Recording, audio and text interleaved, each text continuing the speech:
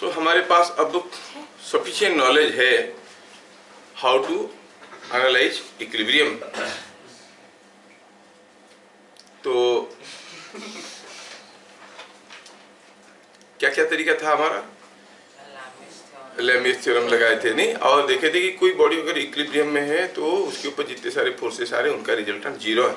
Resultant अगर zero है तो ढेर सारी चीज, प्रॉपर्टीज ऑफ इक्विलिब्रियम हम देखे थे नहीं, फिर लैमिस थ्योरम वगैरह देखे थे। How to know how many forces are acting on a body, और हर एक फोर्स के बारे में सब कुछ जानकारी, मतलब magnitude, direction and point of application. कोई बॉडी इक्विलिब्रियम में है तो उसके ऊपर कितने तो फोर्स आ रहे हैं, कहाँ कहाँ पर आ रहे हैं, किस किस डायरेक्शन में आ रहे हैं, वो सारा पता करना भी हमें आता है, लेकिन लिमिटेड था। हम लोग जितने भी केसेस किए सारे केसेस में एक यूनिकनेस था, वो ये था they were cases of 3 forces, that two 3 concurrent forces.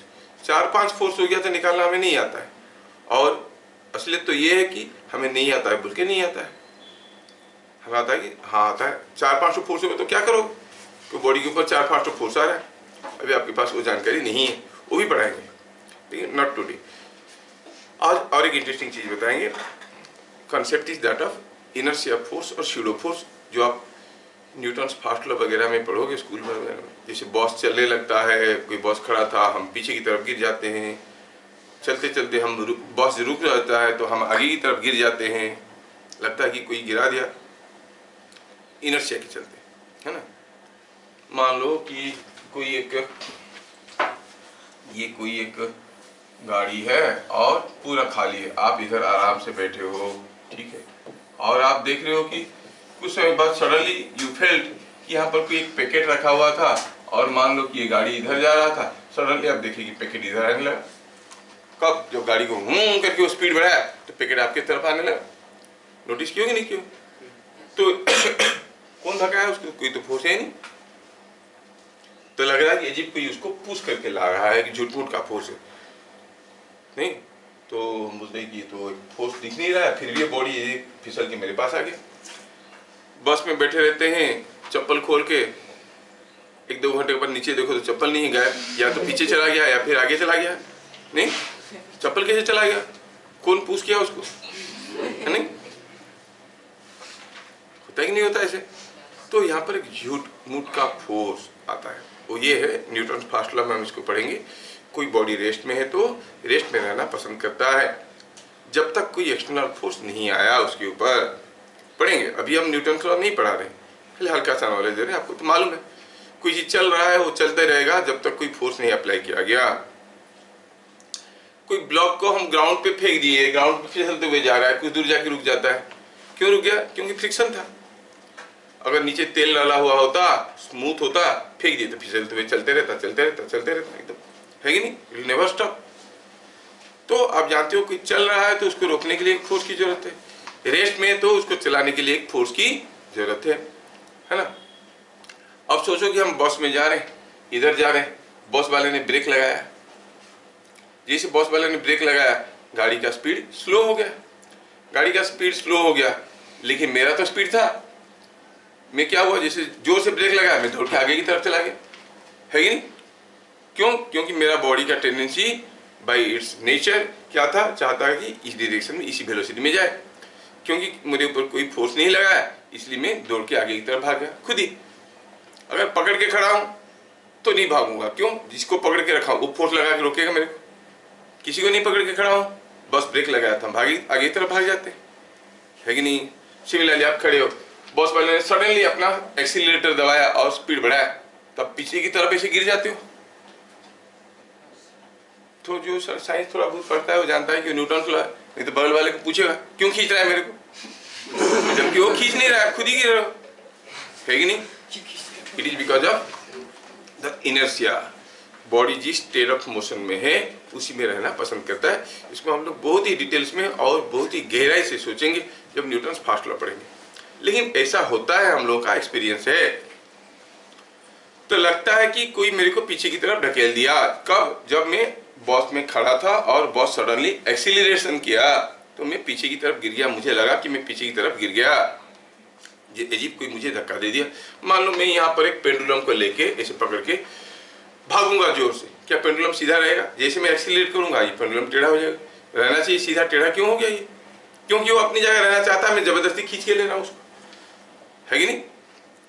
तो ये जो लगता है कि अपरंट फोर्स है, ये अजीब कोई उसको खींच रहा है, वो फोर्स के बारे में पढ़ना है। अब फोर्स है तो मैग्नीट्यूड है, डायरेक्शन है, पॉइंट ऑफ एप्लीकेशन है, उसके बारे में सब कुछ पढ़ना है। ठीक है,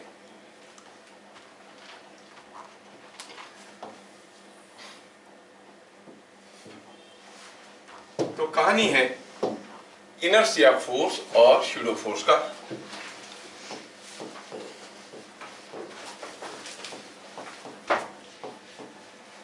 अब कब ये होता है, ये फोर्स कब आता है?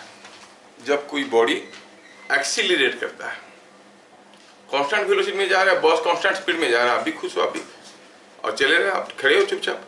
जब वो ब्रेक लगाएगा या स्पीड बढ़ाने की कोशिश करेगा, मतलब वेलोसिटी में बदलाव लाएगा।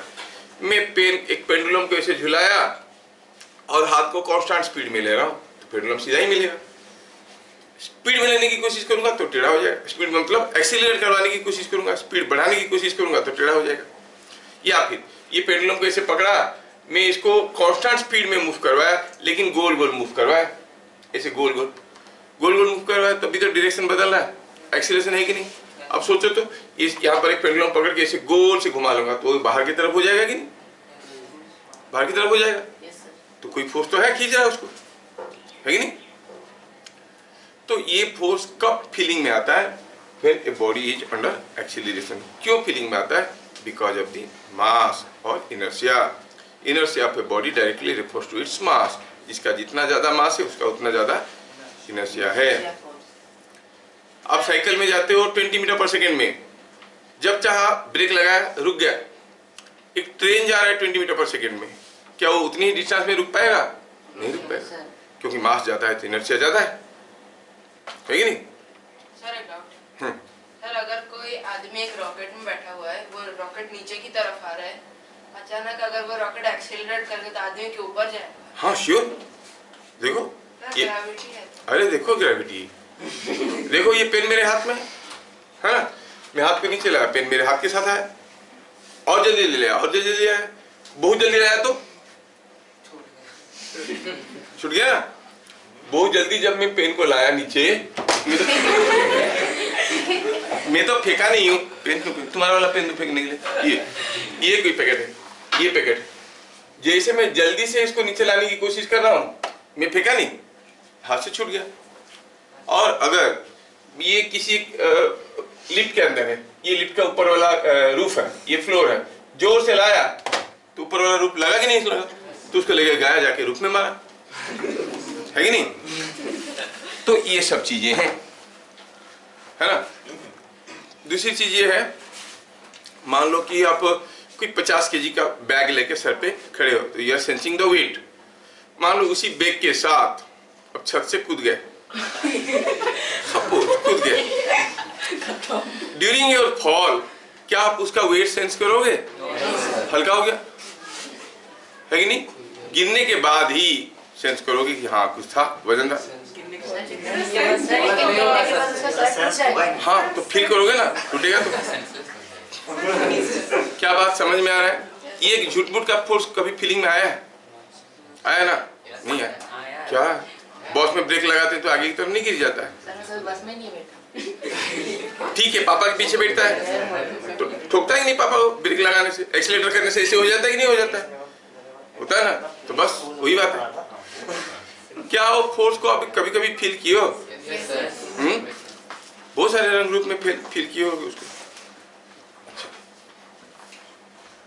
मान लो आपका ये कार का ड्राइवर सीट है, पीछे आजकल मिलता है ऐसे ट्रे, किसकी गाड़ी में लगा है क्या मालूम। तो यहाँ पर मान लो ग्लास में कुछ पानी रख के आप बैठे हो, अब पापा को क्या मूड किया, सडनली गाड़ी का स्पीड बढ़ा दी, आप इधर बैठे हो, तो होगा क्या, ये पानी आपके ऊपर गिर जाता है कि नहीं गिर जाता है? जैसे वो ब्रेक लगाया गिर गया, ब्रेक लगाएगा तो किधर को गिरेगा, पीछे की तरफ कि आगे की तरफ? सोचो, वो सडनली ब्रेक लगा दिए और सडनली एक्सीलरेट कर दिए, फीलिंग में तो है ना, तो इसको गिराने के लिए तो एक फोर्स चाहिए, वो फोर्स कौन सा है, कैसे गिर गया, उसी फोर्स को कहेंगे इनर्शिया फोर्स और स्यूडो फोर्स। और बार बार मैं बोल रहा हूँ, ये न्यूटन्स लॉ का एक छोटा सा हिस्सा है जिसको हम सॉल्व कर सकते हैं, जो नॉलेज हमारे पास अभी है उसको लेके न्यूटन्स लॉ पढ़ेंगे। और न्यूटन्स लॉ आप जैसे पढ़ोगे, हम जैसे पढ़ाएंगे, उसमें जमीन आसमान का अंतर रहेगा। स्कूल में आपको जो पढ़ाएंगे, हम जो पढ़ाएंगे, हम अगर 100 तो स्कूल 1 में जाएगा, 99 का डिफरेंस में रहेगा। न्यूटन्स लॉ को समझना है ढंग से, तब देखेंगे।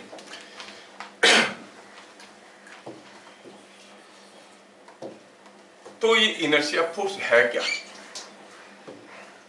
तो उस फोर्स को एनालिसिस किया गया, कैसा फोर्स है, किस डायरेक्शन में आता है, क्यों आता है, उसका मैग्नीट्यूड क्या होता है, डायरेक्शन क्या होता है, वो सब हम पढ़ेंगे। ठीक है, तो पहला चीज लिखेंगे,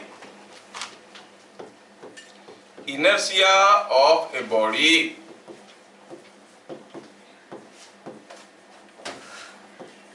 directly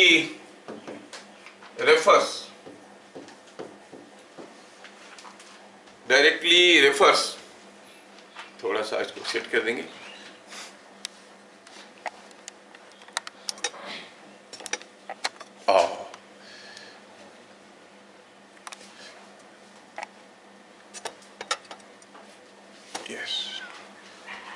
inertia of a body is okay. Now inertia of a body directly refers to its mass. More is the mass,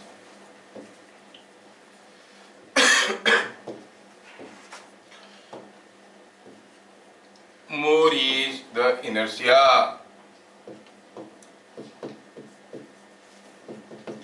नया टर्म आपके साथ आया है, इनर्शिया। इनर्शिया का literal meaning bye Oxford dictionary मिलेगा, जो है वही रहना पसंद करता है ना। इनर्शिया ऑफ रेस्ट, रेस्ट में तो रेस्ट में रहना चाहेगा। इनर्शिया ऑफ मोशन, मोशन में तो मोशन में रहना चाहेगा। इनर्शिया ऑफ फुलिशनेस, गधा है तो गधा ही रहना चाहता है। जो जैसा रहना चाहता है वो वैसे ही रहेगा, जो जैसा है वो वैसा रहना चाहता है। बदलाव को सब अपोज करते हैं। Inertia of the society, society में कुछ ट्रेडिशन चल रहा है, अब बदलने की कोशिश करोगे, पहले तो अपोज करेंगे, फिर बाद में हो सकता है वो आपको जुड़ जाएंगे उसके साथ, है ना। तो this is what is called inertia. तो फिजिक्स में inertia directly refers to mass, जिसका जितना ज्यादा मास उसका जितना ज्यादा इनर्शिया। दूसरी चीज ये हुआ कि जिसका मास नहीं है उसका इनर्शिया नहीं है। जैसे हम बात करें कि फोटोन, कोई फोटोन मूव कर रहा है, लाइट का एनर्जी, उसका कोई मास नहीं है, उसका कोई इनर्शिया नहीं है। समझ में आ रहा है?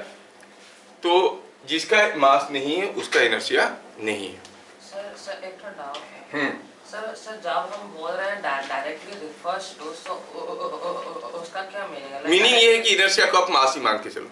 अच्छा, तो जिसका जितना मास, हम डायरेक्टली मास नहीं कहते हैं, थोड़ा सा तो हम कहते हैं जितना मास उसका उतना इनर्शिया। हाँ, अब inertia not a physical quantity, inertia is not a physical quantity हम मेजर करेंगे केजी में। It's a property. कौन मतलब जैसा है वैसा रहना चाहता है, एक टेंडेंसी है। जिस चीज को मेजर कर सकते हो वही ना फिजिकल क्वांटिटी है। मैं कहूँगा मैं तुमसे प्यार करता हूँ, कितना करता हूँ, बोल सकता हूँ क्या? नहीं इतना, नहीं इतना, नहीं इतना, उसका कोई यूनिट नहीं है, because it's not measurable. Inertia is not a measurable quantity, but you can feel it कि है, प्यार तो है कि नहीं। अभी इसमें हम देख रहे हैं कि inertia of a body directly refers to its mass, more is the mass, more is the inertia. दूसरा हुआ, whenever a body accelerates, whenever a body accelerates, it experiences a pseudo force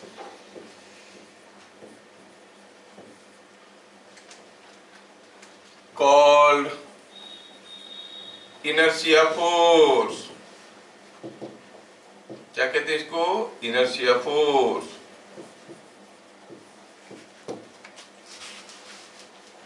जब भी कोई बॉडी एक्सीलरेट करता है, क्यों कि inertia क्या टेंडेंसी है, ये दो किस्म के आता है। न्यूटन फर्स्ट लॉ में हम लोग पढ़ेंगे, inertia of rest, inertia of motion.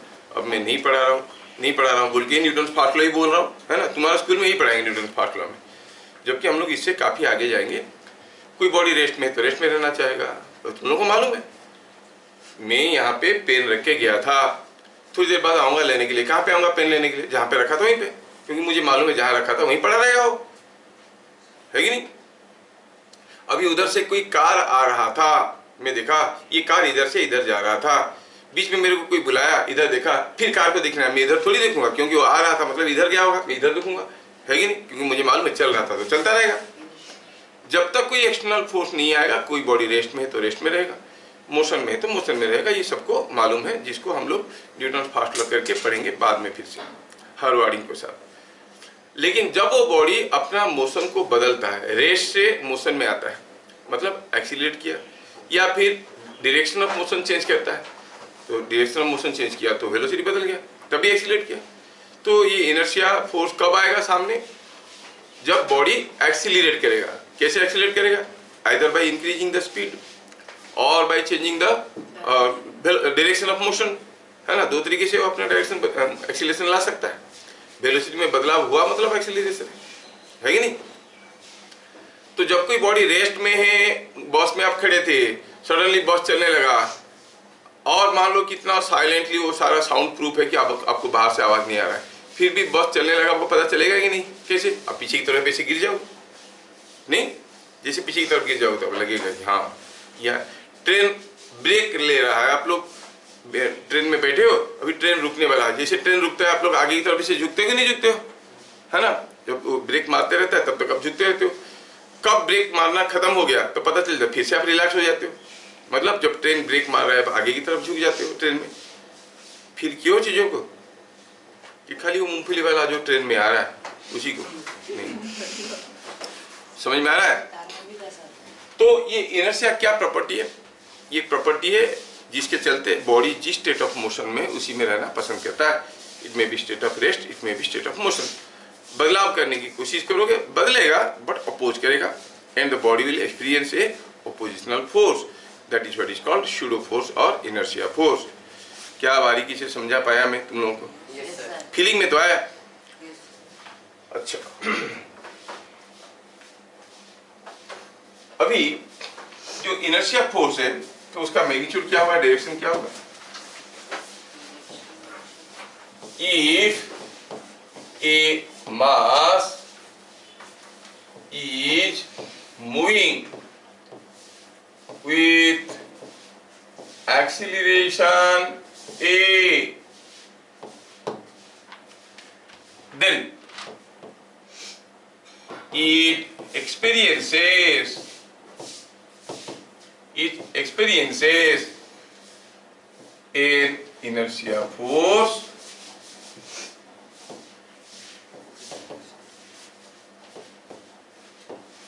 whose magnitude is ma। Inertia force का मैग्नीट्यूड कितना है? ma। डायरेक्शन इज, थोड़ा सोचो बताओ, डायरेक्शन इज, जैसे बॉडी आगे की तरफ एक्सीलरेट किया, आप पीछे की तरफ गिर गए, किधर को? Opposite to acceleration. कितना बढ़िया है, आप लोग समझदार हो। फील नहीं करोगे तो नहीं बनेगा। ऑपोजिट टू आपको नहीं पढ़ाएंगे स्कूल में, इनर्शिया फोर्स नहीं पढ़ाएंगे, ठीक है? तो फीलिंग में तो आ रहा है ना, स्कूल में आपको इनर्शिया फोर्स के बारे में नहीं पढ़ाया जाएगा। Direction opposite to acceleration, and this force acts at the center of mass, क्योंकि मास के चलते हो रहा है तो सेंटर ऑफ मास। कहने का मतलब है कि अगर हम कहेंगे यहां पर कोई एक डंडा है ऐसे, और इसको आप भगाने लगे एट एन एक्सीलरेशन ए, तो ये फोर्स फील करेगा। वो फोर्स कहां पे फील करेगा? वो आदमी जो सूडो फोर्स फील करता है कहां पे फील करता है? कोई सर से पकड़ के खींच लिया कि पांव से पकड़ के खींच लिया? कहां से पकड़ के खींच लिया? एट द सेंटर ऑफ मास। तो ये अगर एक यूनिफॉर्म डंडा है तो सेंटर ऑफ मास तो बीच में होगा ही, तो ये फील करेगा कि एक फोर्स आ रहा है एम ए, कहां पे? At the centre of mass. किस डायरेक्शन में? Opposite to acceleration. लेकिन फील कर रहा है, कोई फोर्स नहीं आ रहा है, ऐसे झूठ-मूठ का फोर्स है। क्यों फील कर रहा है? Because of inertia. समझ में आ रहा है? यही फोर्स को इनर्शिया फोर्स कहते हैं। तो फोर्स का magnitude, direction and point of application आपको बता दिया गया। फील करो थोड़ा। सपोज हम कहेंगे किसी एक कार की फ्लोर पे या फिर किसी एक टेबल पे हमने 3 बोतल रखे हुए हैं। ये 3 बोतल है। सोचना और बताना। ये हुआ एक बोतल, थोड़ा अजीब किस्म का है, मेड इन चाइना है। तो ये 3 बोतल है। ये 3 बोतल ऐसे यहाँ पे खड़े हैं।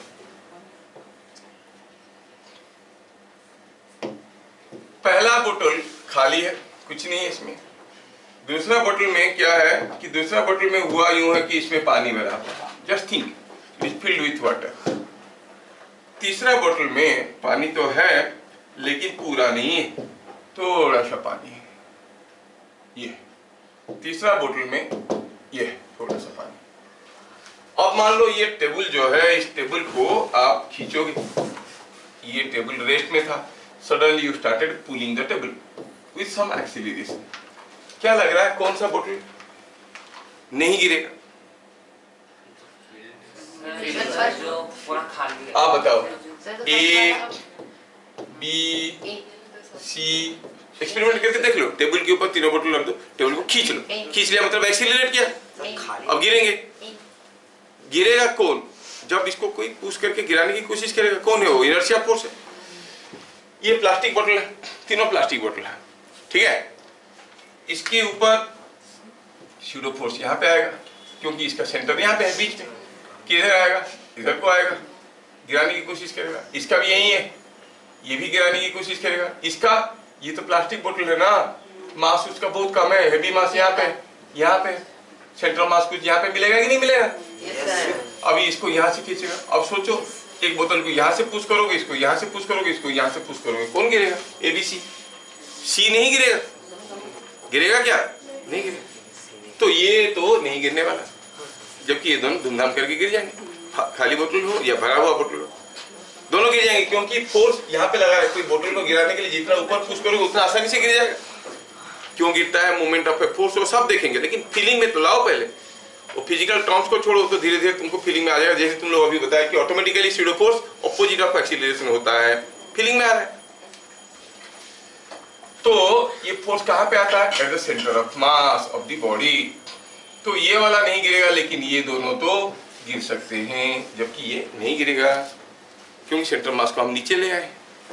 सर नीचे से खींचने से क्यों? अब कोई बोतल रखा है, ये कोई एक बोतल है, मान लो एक सिलेंडर है, चलो एक सिलेंडर है। अब जैसे हम इसको, कौन सा फोर्स इसको आसानी से गिरा सकता है? F1 और F2 और F3। F1 ऑब्वियस है, क्योंकि घूमने वाली टेंडेंसी क्रिएट होता है, उसके बारे में पढ़े नहीं है, लेकिन फीलिंग में तो लाओ पहले, है ना। ये फोर्स ऐसे पुश कर तो तुरंत गिर जाएगा, यहाँ पर थोड़ा ज्यादा लगेगा, यहाँ पर तो बहुत ज्यादा लगेगा, फिसल के निकल जाएगा, लेकिन गिरेगा नहीं, है कि नहीं? यस। ये सारा इफेक्ट को पढ़ेंगे क्योंकि हमारा चैप्टर है forces and it's actions. Force का घूमने घुमाने वाली इफेक्ट भी है, उसके बारे में भी पढ़ेंगे हम लोग डिटेल्स में। तो समझ में आया इनर्शिया फोर्स कहाँ पे आता है? इनर्शिया फोर्स इसका इस केस में यहाँ पे आया, इस केस में यहाँ पे आया, इस केस में यहाँ पे आया, डिपेंडिंग अपॉन देयर मासेस। आया समझ में? अच्छा। अब ये इनर्शिया फोर्स के बारे में जानने से हमको क्या फायदा? क्योंकि सचमुच का तो है नहीं, झूठ-मूठ का फोर्स, ऐसा कोई फोर्स एग्जिस्ट नहीं करता है। हम लोग पढ़े एक्सटर्नल फोर्स, इंटरनल फोर्स, ना ये एक्सटर्नल फोर्स है ना इंटरनल फोर्स है, क्योंकि झूठ-मूठ का फोर्स है ना। तो फायदा क्या है? चलो सोचते। बट बिफोर दैट मैं थोड़ा सा एक दो केस देखना चाहूंगा कि सपोज हम कहेंगे कि यहाँ पे टेबल पे कोई एक डंडा खड़ा है ऐसे, और ये टेबल कुछ वेलोसिटी में जा रहा था, कुछ वेलोसिटी में आप इसको खींच के ले रहे थे। सडनली यू अप्लाइड ब्रेक, तो स्पीड घटने लगा, ब्रेक लगाया, स्पीड घटने लगा तो एक्सीलरेशन है। क्या बता सकते हो इसका एक्सीलरेशन किस डायरेक्शन में है? फॉरवर्ड डायरेक्शन में कि बैकवर्ड डायरेक्शन में? बैकवर्ड। तो हुआ एक्सीलरेशन इस डायरेक्शन में। तुरंत इसके ऊपर आया स्यूडो फोर्स, वो भी उसका सेंटर ऑफ मास में, और ये आएगा इस डायरेक्शन में। तो जैसे ये ब्रेक लगाया ये गिरा घुम सामने। समझ में आया? अगर स्पीड बढ़ाया तो शूडो फोर्स किधर को आएगा? एक्सेलरेशन किधर को हो गया? शूडो फोर्स होगा इधर को, तो गिरेगा पीछे। क्या बात समझ में आ रहा है? Yes sir. फोर्स है नहीं तो वो दिखता क्यों है? दिखता कहाँ है? फोर्स दिखता है क्या? नहीं सर, वो लगता है, ऐसे लगता है। हमें लगने के लिए तो बहुत कुछ लगते हैं। नहीं, तुमको तुम्हारे पापा बेटा समझते हैं, नाना तुमको पोता समझते हैं, तुम हो क्या? सबका अपना अपना लगना है कि नहीं? सर हम तो इंसान हैं। इंसान को लगता है कि इंसान है। चींटी को पूछो तो बोले हाथी है कि क्या है ना? सबका अपना अपना मानना है, सबका अपना अपना लगना है। तो ये बात हुआ कि शूडो फोर्स तो हमारा डे टू डे लाइफ में फीलिंग में आता है। अब अगर फोर्स हमारे फीलिंग में जो आता है, हमको जो फीलिंग में आता है उसी को हम तो कहते हैं ना, डेली सूरज पूरब से उगता है, पश्चिम में डूबता है। होता है क्या ऐसे? हमें लगता है और उसके हिसाब से पूरा दुनिया हिसाब कर लेता है। 5 बजे उठ जाना, कब? जब सूरज निकलेगा। सूरज निकलता है क्या? नहीं, हमें लगता है। हमें जैसे लगता है उसके हिसाब से सारा काम करते हैं। हमें लगता है कि कोई फोर्स पीछे की तरफ खींच रहा है, जबकि वो खींच नहीं रहा। तो हमें लगता है तो हम उसके हिसाब से काम करेंगे, है कि नहीं? तो अभी सोचो कि ये कोई एक बॉडी है जो हम लोग पहले भी कर चुके हैं। ये ले लो, और मान लो कि एक स्फीयर है, ऐसा कुछ हम लोग पहले भी किए। ये कोई एक स्फीयर है जो कि किसी एक वॉल और किसी एक इंक्लाइन प्लेन के बीच में फंसा हुआ है। जो आप जानते हो ऐसा क्वेश्चन हम लोग काफी किए। प्लेन और इंक्लाइन प्लेन और एक वॉल के बीच में फंसा हुआ है। अभी अगर ये जो बॉल है उसका मास अगर दिया हुआ है मान लो 4 kg, और ये रेस्ट में, और ये एंगल वगैरह दिया हुआ है, सब कुछ दिया हुआ है, ये थीटा है और 30 डिग्री है, कुछ दिया है। कोई पूछेगा बताओ यहाँ का रिएक्शन फोर्स, यहाँ का रिएक्शन फोर्स बनाना तो हमें आता है। क्या करते हैं हम? फ्री बॉडी डायग्राम करते हैं। फ्री बॉडी डायग्राम में सारा फोर्सेस दिखाते हैं, फिर दिखाते हैं कि इसके ऊपर 3 फोर्स आ रहा है, नहीं, और हम जानते हैं कि तीनों फोर्स का रिजल्टेंट 0 है, इसलिए रेस्ट में है। तो फिर लेमिस थ्योरम लगा देते हैं। लेमिस थ्योरम तो हम इसलिए लगाते हैं क्योंकि तीनों फोर्स का रिजल्टेंट 0 है, और 0 नहीं होता तो बॉडी इक्विलिब्रियम में होता क्या? अगर ये मान लो कि ये जो अरेंजमेंट आप देख रहे हो, suppose this arrangement is made inside a truck. Now this truck is moving, say it is moving with some acceleration. ये कुछ एक्सीलरेशन में मूव कर रहा है। तो क्या आपको ये फोर्सेस निकालना आता है? ये फोर्सेस तो तब निकालना आता है जब बॉडी इक्विलिब्रियम में है, एक्सीलरेशन 0 है, लेकिन ये तो मूव कर रहा है। तो ऐसा केस में भी अगर हमें पूछा गया बताओ यहाँ पर क्या फोर्स है, यहाँ पर क्या फोर्स है, तो कैसे पता करेंगे? How to find the reaction forces. समझ में आया? क्या हम अगर इस बॉडी का फ्री बॉडी डायग्राम करेंगे तो आपको क्लियरली दिखेगा इस बॉडी के ऊपर कॉन्टैक्ट के कारण एक फोर्स आ रहा है यहाँ पे, कॉन्टैक्ट के कारण एक फोर्स आ रहा है यहाँ पे, और एक वेट आ रहा है। क्या ये 3 फोर्स का रिजल्टेंट 0 है? 0 होता तो कैसे एक्सीलरेट करता है? तो एक्सीलरेट कर रहा है। समझ में आ रहा है? क्या एक्सीलरेट कर रहा है? तो फिर सॉल्व कैसे करेंगे? 0 होता तो लेमिस थ्योरम वगैरह लगा के करना हम आता है, कर लेंगे, लेकिन एक्सीलरेट कर रहा है। सोचो ये मास है m जो 4 kg लिखे थे, और ये जो 3 फोर्स आए F1 वेट एंड F2, इनका रिजल्टेंट 0 नहीं है। कितना है मालूम भी नहीं है, और मालूम है कि ये ट्रक के अंदर बैठे हुए जा रहा है एक्सीलरेशन a में। तो ये कोई मास m को a एक्सीलरेशन में लेने के लिए नेट फोर्स क्या चाहिए? मतलब इसके ऊपर नेट फोर्स m है कि नहीं? और ये तीनों फोर्सेस का रिजल्टेंट 0 नहीं है। तीनों मिलके इसको ले रहा हो तो कोई फोर्स है ही नहीं सचमुच में। ये these 3 forces are moving it with an acceleration a। अभी तक आपको इतना मालूम था कि ये तीनों का रिजल्टेंट 0 नहीं है। अब ये भी पता चला कि तीनों का रिजल्टेंट 0 तो नहीं है, लेकिन है कितना? ma, इसलिए तो ये a में जा रहा है। क्या बात समझ में आ रहा है? The resultant of these 3 forces is ma। क्या बात पकड़ में आ रहा है? इसीलिए तो ये मास m a एक्सीलरेशन में जा रहा है। और अगर मैं जबरदस्ती इस बॉडी का फ्री बॉडी डायग्राम में एक एडिशनल फोर्स दिखा देता हूं, कितना है वो force? I say that force is, suppose that force is ma in the opposite direction.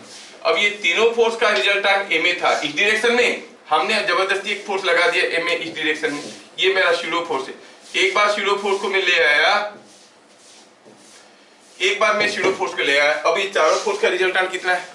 क्योंकि ये तीनों मिलके थे, ma इधर को, मैंने स्यूडो फोर्स को दिखा दिया, रिजल्टेंट बन गया 0। जैसे रिजल्टेंट 0 बन गया, अब हम कह सकते हैं कि अब हम लेमिस थ्योरम वगैरह लगा सकते हैं, क्योंकि नेट फोर्स 0 है। Taking pseudo force into account, हम कह सकते हैं रिजल्टेंट फोर्स 0 है। क्या बात समझ में आ रहा है? तो कोई बॉडी अगर एक्सीलरेटेड मोशन में है, उसका एनालिसिस करना है कि क्या क्या फोर्स आ रहे हैं, कहाँ कहाँ पर आ रहे हैं, कितने जोर से आ रहे हैं, किस डायरेक्शन में आ रहे हैं। तो हमारा जो ट्रेडिशनल मेथड था सोचने का, उसमें कुछ तो मॉडिफिकेशन करना है। अगर वो एक्सीलरेट कर रहा है तो फ्री बॉडी डायग्राम में सारा एक्सटर्नल फोर्स के साथ साथ एक स्यूडो फोर्स को दिखा देना है। स्यूडो फोर्स कैसे होता है? Opposite to acceleration. कितना होता है? ma होता है। और कहाँ पे आता है? एट द सेंटर ऑफ मास। अगर उसको दिखा दिए, अब ये सारा फोर्सेस का रिजल्टेंट 0 है। रिजल्टेंट 0 हो गया तो एनालिसिस करके निकालना हमें आता है। क्या बात समझ में आ रहा है? Is it understood? तो क्या लिखेंगे? Point number 4, when inertia force is taken into account,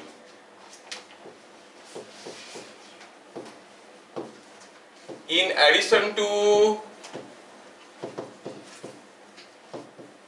all external forces, all external forces in the free body diagram,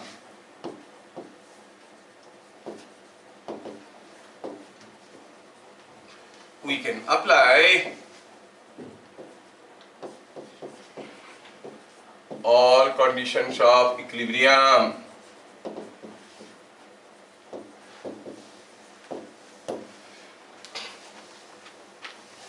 समझ में आ रहा है? समझ में आ रहा है?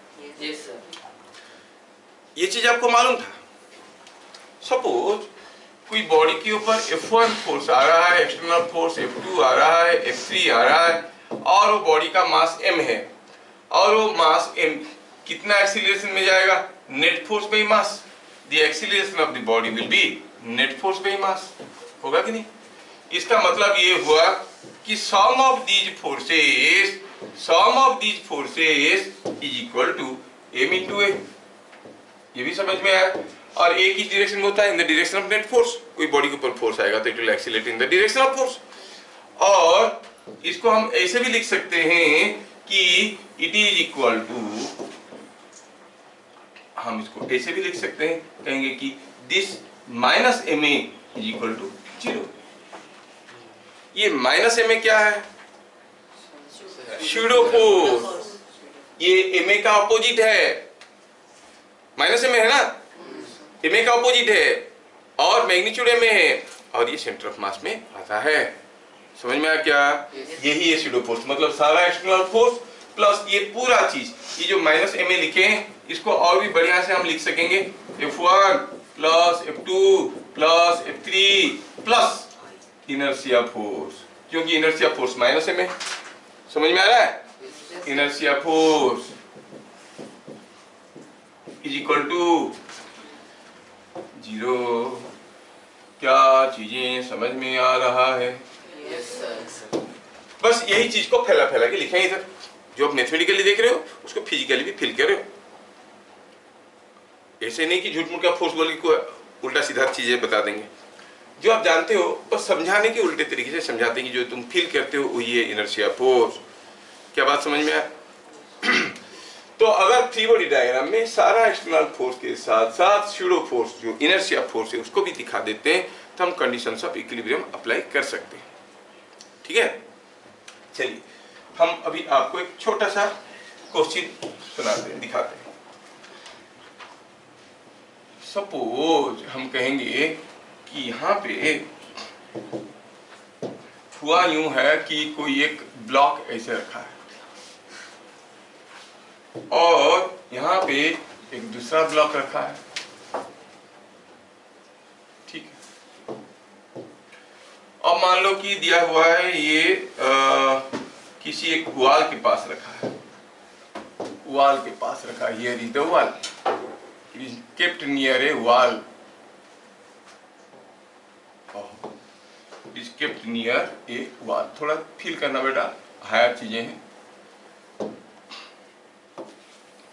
अब ये जो ब्लॉक्स है दोनों रेस्ट में है, सब कुछ वॉल के पास रखा है। मान लो कि ये समथिंग लाइक 5 kg का है और ये समथिंग लाइक 3 kg का है।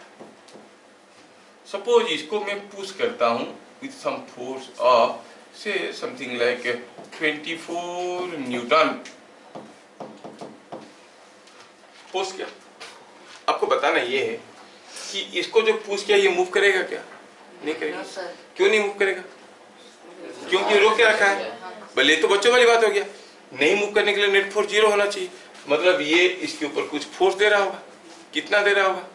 5 kg 3 kg के ऊपर 24 न्यूटन दे रहा होगा, वो भी इधर को दे रहा होगा नहीं। And this 3 kg also knows tit for tat, for every reaction equal and opposite reaction। अगर ये इसके ऊपर 24 न्यूटन दिया तो ये इसके ऊपर कितना फोर्स देगा? 24 न्यूटन। तो फिर ये क्यों नहीं जाएगा? ये वॉल को पुश करेगा, वॉल इसको उल्टा फोर्स देगा, कितना? 24 न्यूटन। मतलब हर कनेक्टिंग पॉइंट में जो फोर्स ऑफ इंटरेक्शन है 24 न्यूटन है। सोच लो ये आप हो, ये कोई पहलवान आपका दोस्त है जो आपको किसी वॉल के अगेंस्ट में पुश कर रहा है, you are in utterless pain. Suddenly अगर ये वॉल को हटा दिया गया, आपका पेन वही रहेगा कि कम हो जाएगा? कम हो जाएगा। मतलब फोर्स कम हो गया।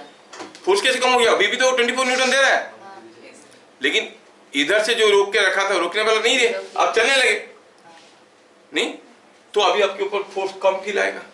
कितना आएगा? What force you will feel? 24। No, it is no more 24। No, वही तो सोच रहा है, फोर्स कम हो जाएगा, लेकिन कितना हो जाएगा? चलो सोचते हैं। चलो पहले आपको जो मालूम है उसकी बलबुत्ते पर सोचते हैं। पहले तो 24 न्यूटन था, सबको समझ में आया। अब ये नहीं है तो सिस्टम चलेगा कि नहीं चलेगा? चलेगा तो उसका एक्सीलरेशन क्या हो जाएगा? फोर्स बाय मास। क्या फोर्स है? 24 न्यूटन। क्या मास चल रहा है इसके चलते? ये कि दोनों। सो 3 + 5 कितना हो गया? 3 मीटर पर सेकंड स्क्वायर। तो ये पूरा अरेंजमेंट चलने लगा 3 मीटर पर सेकंड स्क्वायर में। क्या सबको फीलिंग है? Yes sir. हमें पता ये करना है कि ये इसकी कितना फोर्स दे रहा है इसके ऊपर। अच्छा ये 3 kg चल रहा है, मैं पुश कर रहा हूँ, समझ में आया। ये 5 kg क्यों चल रहा है? उसको कौन पुश कर रहा है? और सोचो ये जो 5 kg का बॉडी है, ये 5 kg का बॉडी है, इसको 3 kg कोई एक फोर्स में पुश कर रहा है। हमें पता करना है कि कितना है वो फोर्स। कितना है मालूम नहीं है, लेकिन ये मालूम है कि जो 5 kg का बॉडी है अब चलने लगा है क्या एक्सीलरेशन में? 3 मीटर पर सेकंड स्क्वायर। तो ये फोर्स कितना होगा? 15 मीटर पर सेकंड, 15 न्यूटन। जब तक वॉल के बगल में था 24 न्यूटन आ रहा था, वॉल निकाल दिया, फोर्स हो गया 15, फोर्स कम हो गया। क्या बात समझ में आ रहा है? लेकिन बहुत सोच के करना पड़ता है। उसको इजी बनाने के लिए हम लोग स्यूडो फोर्स का कंसेप्ट लेंगे। समझ में आ रहा है? इसको इजी बनाने के लिए हम लोग स्यूडो फोर्स का कंसेप्ट लेंगे। क्या पहले ये क्वेश्चन समझ में आया सबको? समझ में आ गया ना? जब वॉल था फोर्स था 24 न्यूटन का, वॉल निकाल दिए, फोर्स हुआ 15 न्यूटन। व्हाट इज एफ क्या है मालूम नहीं है, लेकिन ये 5 kg mass is being moved with an acceleration 3 metre पर second square. So 5 × 3 it is 15 newton. Force घट गया है कि नहीं? अब यही चीज को हम लोग दूसरे तरीके से सोचेंगे with the concept of pseudo force. देखो ये सोचना कितना आसान हो जाएगा।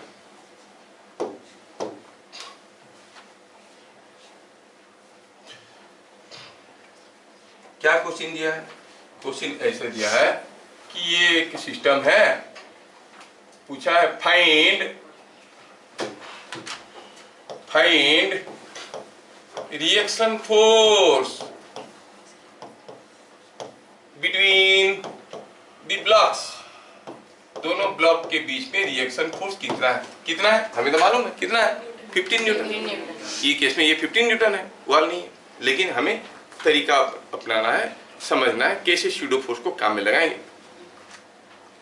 तो सॉल्यूशन कैसे लिखेंगे? पहला क्वेश्चन है, डिटेल्स में लिखेंगे। हियर ड्राइविंग फोर्स, जो फोर्स ड्राइव कर रहा है, मैं न्यू वर्ड यूज किया, ड्राइविंग फोर्स। हर फोर्स ड्राइविंग नहीं होता है। अगर कोई इक्विलिब्रियम में है तो ड्राइविंग कहाँ कर रहा है? उसको रोक के रखा है नहीं। ड्राइविंग फोर्स F कितना है? 24 न्यूटन। ड्रिवन मास, कौन सा मास इस फोर्स के चलते चल रहा है? कौन? 3 + 5 8 kg। एक्सीलरेशन, ध्यान रहे, हम लोग अभी तक बोलते थे net external force by mass, net external force by mass. ऐसा नहीं, अब दूसरे तरीके से बोलेंगे। क्या बोलेंगे? It is driving force by driven mass. क्या फोर्स ड्राइव करने की कोशिश कर रहा है और क्या मास ड्रिवन है। अब ऐसे बोलेंगे। ये भी तो बात सही है, लेकिन थोड़ा सा ज्यादा रिफाइंड है। समझ में आ रहा है क्या? जैसे कोई ब्लॉक यहां पे रखा है, मास m का, इसको कोई फोर्स खींच रहा है F। क्या हम इसका एक्सीलरेशन को बाई m बोलते हैं? नो। क्यों नहीं बोलते हैं? क्योंकि पूरा का पूरा फोर्स ड्राइव नहीं कर रहा है। रौनक कुमार, क्या लिखे जा रहा है? वायरल कर दूंगा तेरे को। ये कोई ब्लॉक रखा है m, इसके ऊपर कोई फोर्स आ रहा है, क्या हम कहेंगे इसका एक्सीलरेशन बाई m है? नो, क्योंकि ये फोर्स इधर खींचते खींचते इधर भी खींच रहा है। That is a component of force in this direction, F cos theta. अब यही है ड्राइविंग फोर्स, इसी के चलते एक्सीलरेशन होगा। क्या होगा acceleration? F cos theta by m। क्या मैं समझा पा रहा हूँ? Yes, sir. That's why I written driving force by driven mass. School में मिलेगा force by mass. No, not force by mass, driving force by driven mass. Sir यहाँ पे net force by net mass हम use नहीं कर सकते। Net force मतलब net driving force. Net force इसको बोलते हो, वो सही है, but that is the driving force. Net force बोलना भी सही है। सर वो जो फ्लोर पे ब्लॉक है उसमें इफ वी कैलकुलेट वेट और बहुत कुछ फोर्सेस है ना, वेट भी होगा, ये कांटेक्ट में है तो यहाँ पर भी फोर्सेस होगा। ये सारे का रिजल्टेंट भी ड्राइविंग फोर्स ही बनेगा। ये सारे का रिजल्टेंट अगर निकालेंगे वो ड्राइविंग फोर्स ही बनेगा। ठीक है, तो हम क्या देख रहे हैं यहाँ पर? ड्राइविंग फोर्स हो गया F cos थीटा और इसका एक्सीलरेशन हो जाएगा F cos theta by m। तो इसीलिए एक्सीलरेशन का फॉर्मूला बन गया ड्राइविंग फोर्स बाई मास। अब नेट फोर्स बाई मास बोल सकते हैं, लेकिन नेट फोर्स करने के लिए हमें देखना पड़ता है और क्या क्या फोर्सेस आ रहे हैं, सारे का रिजल्टेंट निकालो। अभी हमें वेट देखने की कोई जरूरत ही नहीं था, नॉर्मल रिएक्शन देखने की कोई जरूरत ही नहीं पड़ा। Driving force is the net force, no doubt. तो ड्राइविंग फोर्स कितना है यहाँ पे? 24 न्यूटन। मास 8, एक्सीलरेशन हो गया 3 मीटर पर सेकंड। हमें निकालना है इन दोनों के बीच में फोर्स। हमने क्या पढ़ा? हमने पढ़ा कि अगर फ्री बॉडी डायग्राम में हम सारा एक्सटर्नल फोर्स के साथ साथ स्यूडो फोर्स को दिखा देते हैं, when inertia force is taken into account in addition to all external forces in the free body diagram, we can apply all conditions of equilibrium। Free body diagram बनाएंगे, सारा जैसे बनाते थे वैसे बनाएंगे, साथ साथ और एक्स्ट्रा क्या दिखा देंगे? Pseudo force. फिर हम कंडीशंस ऑफ इक्विलिब्रियम अप्लाई कर सकते हैं। चलिए फ्री बॉडी डायग्राम बनाने की कोशिश करते हैं। अब किसका फ्री बॉडी डायग्राम देखना चाहोगे? 5 kg का कि 3 kg का? किसी का भी कर सकते हो, आपकी मर्जी। दोनों का करता हूँ। फर्स्ट मेथड में मैं कर रहा हूँ free body diagram of 5 kg। 5 kg मास का फ्री बॉडी डायग्राम। कितने फोर्स आ रहे हैं? ये इसका वेट तो आ रहा होगा, नो डाउट। एक रिएक्शन फोर्स भी नीचे से आ रहा होगा, आर। और ये जो दूसरा ब्लॉक है, कौन? ये 3 kg है, ये इसके ऊपर कुछ फोर्स दे रहा होगा। ये कितना फोर्स है मालूम नहीं है, कुछ तो है, कुछ तो पुश कर रहा है। और ये जो 5 kg का ब्लॉक है वो इधर मूव कर रहा है विथ एक्सीलरेशन 3 मीटर पर सेकंड स्क्वायर। तो फ्री बॉडी डायग्राम में हम सारा एक्सटर्नल फोर्स दिखा चुके हैं। 3 ही तो फोर्स है, ब्लॉक के साथ कांटेक्ट है, ग्राउंड के साथ कांटेक्ट है, 2 फोर्स हो गया और एक ग्रेविटी है, 3 फोर्स। सारा एक्सटर्नल फोर्स दिखा चुके हैं। अब ये इक्विलिब्रियम में है नहीं क्योंकि मूव कर रहा है, तो हम F नहीं पता कर सकते। अगर इक्विलिब्रियम में होता था हम बोलते कि F 0 है, क्योंकि ये एक्सीलरेट नहीं कर रहा है। इक्विलिब्रियम का मतलब नो एक्सीलरेशन, लेकिन यहाँ पर तो ये मूव कर रहा है। तो हम क्या करेंगे फ्री बॉडी डायग्राम में, ये सारा फोर्सेस के साथ साथ हम ये दिखाएंगे स्यूडो फोर्स को, जो कि कुछ ऐसा रहेगा। कितना रहेगा ये, m into A, it is 5 into 3। समझ में आया क्या? Yes sir. अब ये बॉडी इक्विलिब्रियम में नहीं है, लेकिन what is the resultant of all this 4 forces? 0। समझ में आया क्या? 4 फोर्सेस रिजल्टेंट 0 है, मतलब राइट को जितना फोर्स है लेफ्ट को उतना है, ऊपर को जितना है नीचे को उतना है, इसलिए तो 0 है। तो हम कहेंगे ये बॉडी, अभी हम क्या कहेंगे कि बॉडी के ऊपर फोर्स टूवर्ड्स, और ये जो स्टेट ऑफ इक्विलिब्रियम है इसको कहते हैं dynamic equilibrium. At this state of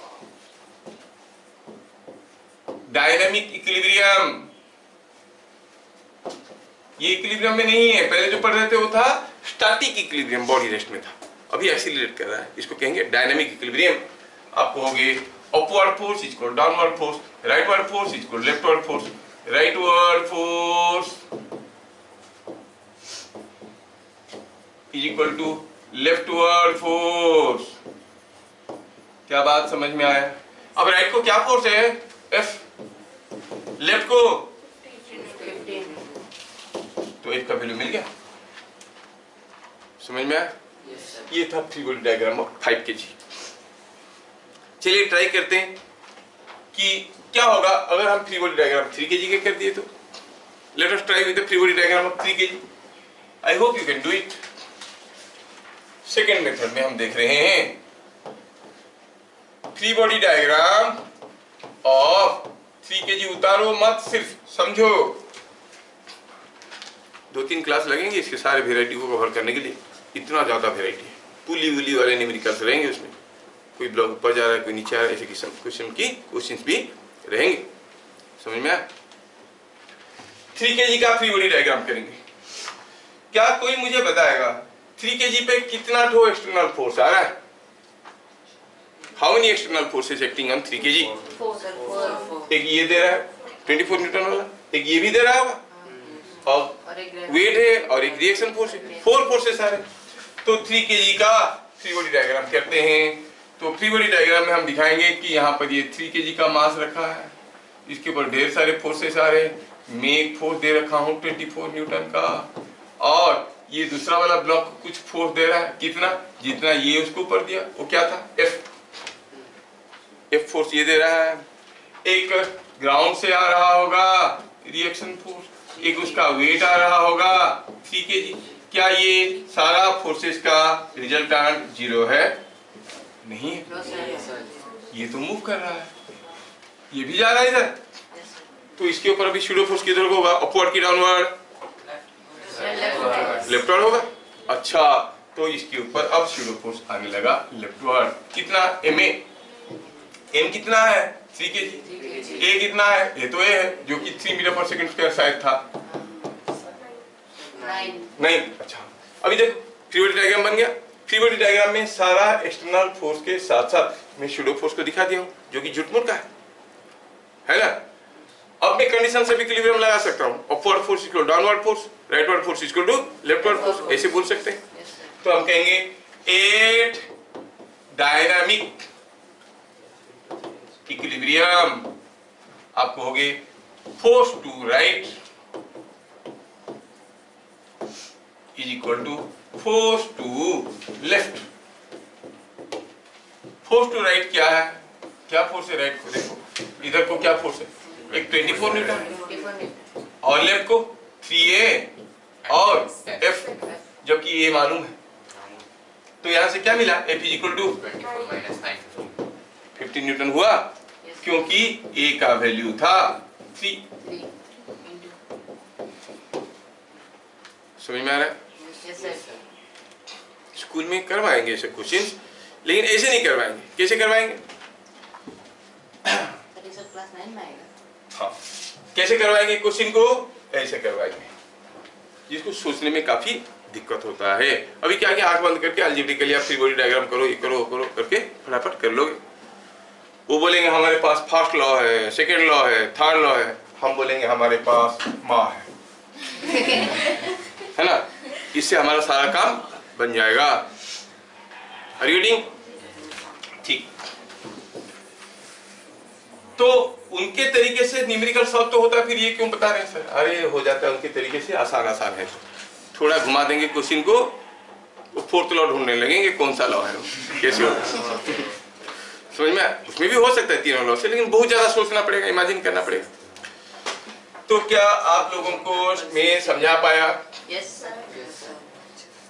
अब मैं आपको एक छोटा सा काम देता हूँ, थोड़ा सोचो और बताओ, पहले फील करना फिर निकालना।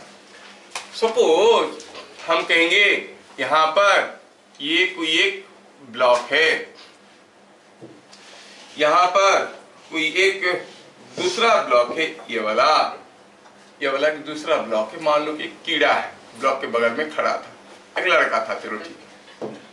और यहाँ पर कोई एक तीसरा ब्लॉक है, ऐसा। समझ में आया ये बात?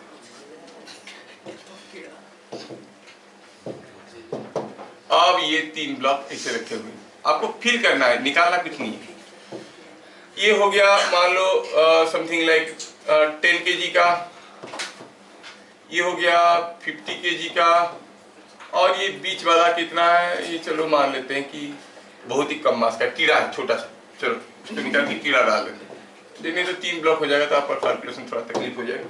बीच में पड़ा है कीड़ा, जिसका मास इनके सामने कुछ नहीं है, ठीक है। कीड़ा बेचारा दोनों के बीच में बैठा था। Got it? हाँ तो मरेगा, तो इतना जल्दी थोड़ी मरेगा, रखा है खेल मर जाएगा क्यों? चढ़ रहा था कीड़ा बीच में, दोनों के बीच में। अब क्वेश्चन ये है, मैं इसको 2 केस देता हूं। ये हुआ एक केस, फिर करो, फिर उसको करना है। ये हुआ दूसरा केस।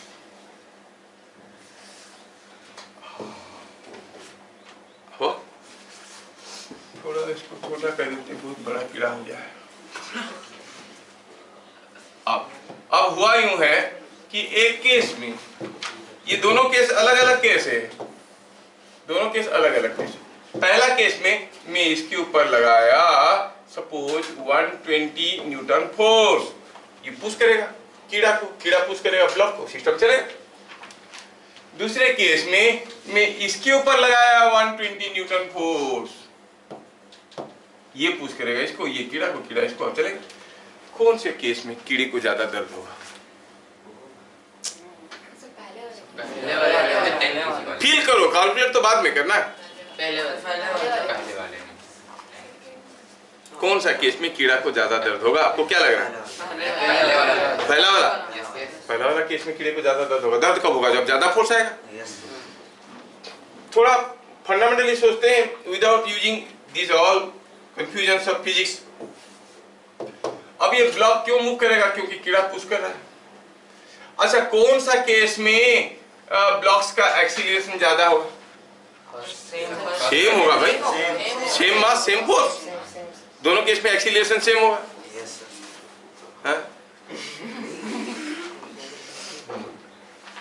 तो दोनों केस में एक्सीलरेशन बराबर होगा। अब ये कीड़ा 10 kg को पुश कर रहा है, मान लो कि इस केस में एक्सीलरेशन a है, हम चाहे तो निकाल सकते हैं driving force bye given mass करके। तो कीड़ा कितना फोर्स लगा रहा है? 10a। अरे 10 kg क्यों जा रहा है? कीड़ा पुश कर रहा है, कितना फोर्स में? 10a। 50 kg क्यों जा रहा है? कीड़ा पुश कर रहा है, कितने में? 50a में। मतलब इस केस में कीड़े को जितने फोर्स लगेगा, इसमें तो 5 गुना ज्यादा लगेगा, लगेगा नहीं लगेगा? ये बात फीलिंग में आ रहा है ना? क्यों लग रहा है ऐसे? Because of the pseudo force. क्योंकि जब कीड़ा इसको पुश करके ले रहा है, ये उल्टा पुश करने की कोशिश कर रहा है। समझ में आ रहा? सोचो ये है, ये हो आप, आपके सामने खड़ा है कोई मोटे भारी भरकम आदमी, पीछे खड़े हैं एक दुबली पतली सी लड़की, चलो ये मान के चलते हैं। And this is what you are standing inside a bus. सब एक तरफ को देख रहे हैं।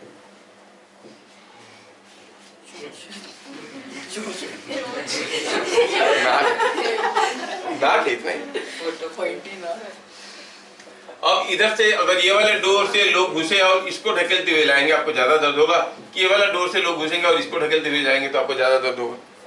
राइट साइड से इधर से पुश करने से F1 के चलते ज्यादा दर्द होगा कि इधर से F2 देंगे, दोनों फोर्स बराबर है, इसके चलते ज्यादा दर्द होगा। क्यों आपको यूज करके कोई मोटू को ढकेल रहा है तो ज्यादा दर्द होगा। अगर इस डायरेक्शन में कोई पुश करेगा you will get more pen, क्योंकि आपको इसको हटाना है। अगले केस में इधर से पुश मार रहा है तो आपको इसको हटाना है दुबली पतली से, है ना, आराम से हटा दी। Are you able to feel the things? Physics में ना आप विजुअलाइज नहीं कर पाओगे, फील नहीं कर पाओगे तो क्या होगा, फॉर्मूला लगा के आंसर निकालोगे और बाई चांस आंसर अगर मैच नहीं किया अपना बुक का आंसर के साथ, सर डाउट है, आपके पास क्लैरिटी होगा तो आपको लगेगा कि आपको जो लग रहा है और वो हो रहा है तो आपका कॉन्फिडेंस बनता है हाँ यही सही है। समझ में आया ना ये बात? इसलिए इसको फील करना बहुत जरूरी है। साइंस कोई एब्स्ट्रैक्ट चीज नहीं है, you can visualise, you can see and you can feel everything. कोई एब्स्ट्रैक्ट नहीं कैसा होता है, याद रखो, कोई लॉजिक नहीं, हम फील करते हैं उसको। तो ये बात समझ में आया, ठीक है। अगर आपको ये सारी बातें समझ में आया, मैं पूछूंगा आपको कि बताओ, कीड़ा को हटाओ, चल बेटा, और ये खतरनाक है। अब इन दोनों को थोड़ा पास ले लो। Find the reaction forces between the blocks in each of the following cases. Find the reaction forces between the blocks in each of the following cases. क्या दिया है? Find reaction force between blocks. ये कुछ case A हुआ, ये कुछ case B हुआ। दोनों ही केस में हमें ब्लॉक के बीच में जो रिएक्शन फोर्स है उसको निकालने की कोशिश करना है। दो क्वेश्चन दिया गया है, एक क्वेश्चन मैं करूंगा, आप करोगे तो ज्यादा फैला के लिखना नहीं पड़ेगा, जैसे मैं लिखूंगा आप लिखेंगे। पहले हम करेंगे ड्राइविंग फोर्स। यहाँ पे दिख रहा है 120 न्यूटन का। अच्छा, ड्रिवन मास, क्या मास चल रहा है, कितना मास चल रहा है यहाँ पे? 10 + 50, 10 + 50 is 60 kg। क्या बात समझ में है? Then acceleration, driving force by driven mass 120/60 is 2 m/s²। किसी एक का फ्री बॉडी डायग्राम ले लो। Free body diagram of 50 kg, तो 50 kg हुआ ये। फ्री बॉडी डायग्राम में सारा फोर्स दिखा रहा, और ये दोनों के बीच में ड्राइविंग फोर्स पता करना है, वो फोर्स को आप F कहो, और ये पूरा का पूरा चीज जो है वो चल रहा है क्या एक्सीलरेशन में, यहाँ पे करते हैं। अच्छा, यहाँ ये चल रहा है एक्सीलरेशन A में और क्लियरली दिख रहा है इधर को, तो इसके ऊपर एक शूडो फोर्स आएगा 50A।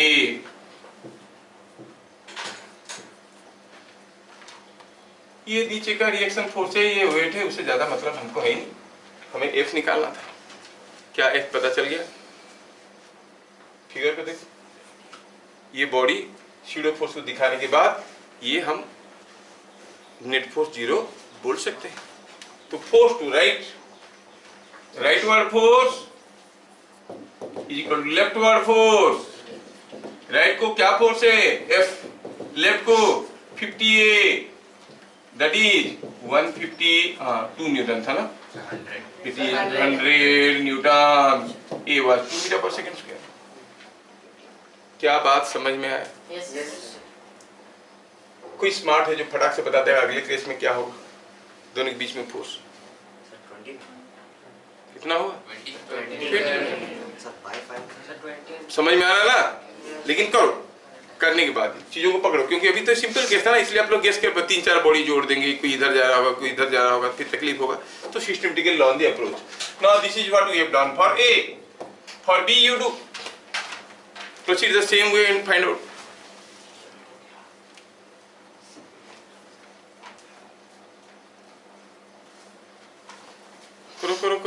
आप लोग कर सकते हो। दूसरा केस के लिए करना है, ये है दूसरा केस।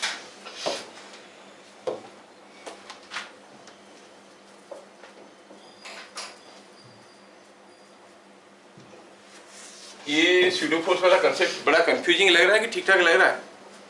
पकड़ में आ रहा है ना? क्या करना है, सब भूल जाओ, बस इतना याद रखो, फ्री बॉडी डायग्राम करना है और उसमें सारा एक्सटर्नल फोर्स के साथ साथ स्यूडो फोर्स को दिखाना है, खत्म कहानी। स्यूडो फोर्स को दिखा दिए, अब नेट फोर्स 0 है, लेफ्ट को फोर्स जितना, राइट को फोर्स उतना, ऊपर का फोर्स जितना, नीचे की फोर्स उतना। समझ में आया क्या? अब फिर से driving force is 120 Newton, driven mass is again 50 plus 10 60 kg, acceleration is 120 by 60 is 2 meter per second square, obviously towards left. Now free body diagram किसका करना चाहोगे, 50 kg का कि 10 kg का? 50 kg का करो, करके देखो। Free body diagram of 50 kg, मर्जी आपका किसी का भी कर सकते हो। ये 50 kg का है, फोर्स लगाया मैंने 120 न्यूटन वाला, दोनों के बीच की फोर्स की जरूरत है, वो फोर्स कितना है, F। F क्या है, the interactive force between the two blocks. Chinmay Kumar Datta को समझ में आ रहा है? सर हो भी गया। कौन, चिन्मय कुमार दत्ता की न्यूमेरिकल? चिन्मय कुमार दत्ता नहीं हुआ, 15 साल पहले हो चुका। ये 120 न्यूटन, ये F है, और इसका वेट है, कितना वेट है, 5 kg का, 50 kg का था 500 न्यूटन, और एक रिएक्शन फोर्स है, कोई जरूरत नहीं है, और ये इधर जा रहा है एक्सीलरेशन A में, तो स्यूडो फोर्स इधर को होगा कितना, 50 A। Now leftward force is equal to rightward force, right को फोर्स है F और लेफ्ट को, राइट खाली F कहाँ है, राइट को फोर्स है F प्लस 50, लेफ्ट को कितना है 120, A इज 2 मीटर पर सेकेंड स्क्वायर, सो F हो गया 20 न्यूटन। क्या समझ में आने लगा? क्या ऐसा क्वेश्चन आप लोग कर सकते हो? पक्का? चलिए अगला क्वेश्चन, ये B था, थोड़ा सा डिफिकल्ट बनाने की कोशिश करता हूँ। ये हो गया कोई एक ब्लॉक, थोड़ा सा डिफिकल्ट, ज्यादा डिफिकल्ट है नहीं। ये हो गया कोई एक ब्लॉक, ये, और ये हो गया दूसरा ब्लॉक।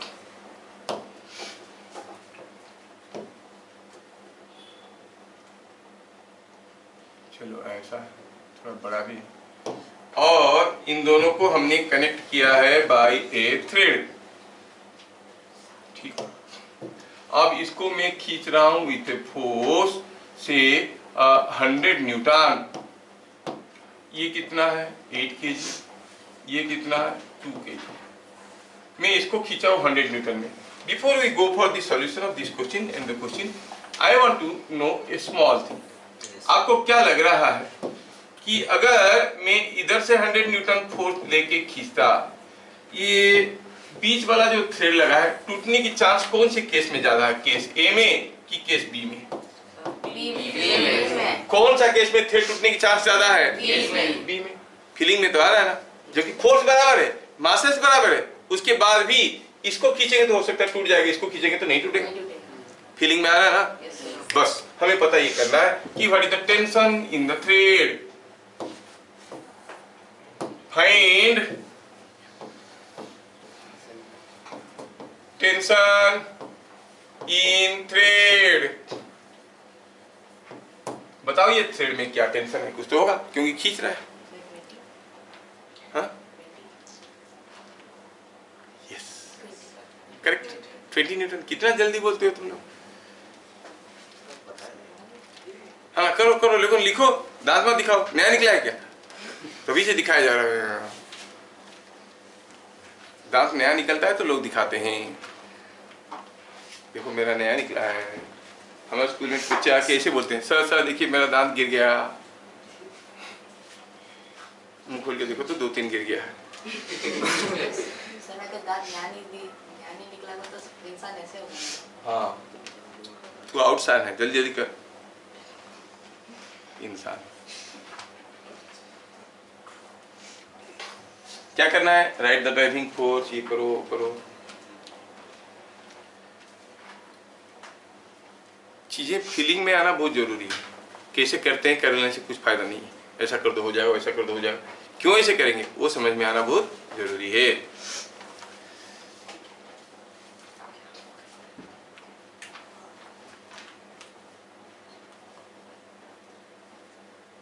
लिखे नहीं सारा चीज, जो दांत दिखा रहे हो उसको निकाल देंगे। छोटी मोटी बात थोड़ी पढ़ा रहे हैं। कितना हाई फंडा पढ़ा रहे हैं तुम लोगों को मालूम नहीं है। इतना हाई फंडा भी तुम लोग पढ़ रहे हो, प्रॉपर्ली नोट नहीं करोगे बाद में भूल जाओ। ड्राइविंग फोर्स 100 न्यूटन, ड्रिवन मास 288, दोनों जा रहे हैं 10 kg। Acceleration driving force by driven mass is 10 meter per second square। Free body diagram of 2 kg। कितना सिंपल है। 2 kg को लेके आओ, लेके आया। क्या क्या फोर्सेस है? एक तो ये थ्रेड खींच रहा है, जो फोर्स में वही टेंशन है, इसका वेट है। ये रिएक्शन फोर्स है और ये चल रहा है इधर को। तो कौन सा फोर्स बाकी रह गया दिखाने के लिए? Pseudo force, inertia force. किधर को होगा वो? Towards left, towards right, upward, downward? Left में। लेफ्ट में होगा। कितना हुआ? 2a, है ना? तो आप क्या कहोगे? 8 डायनामिक इक्विलिब्रियम। 8 dynamic equilibrium. आपका T कितना है? 2a, that is 20 Newton.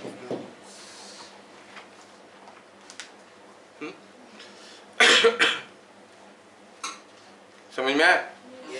कर सकते हो? ऐसा दूसरा क्वेश्चन भी कर सकते हो। चलिए देखिए दूसरा क्वेश्चन।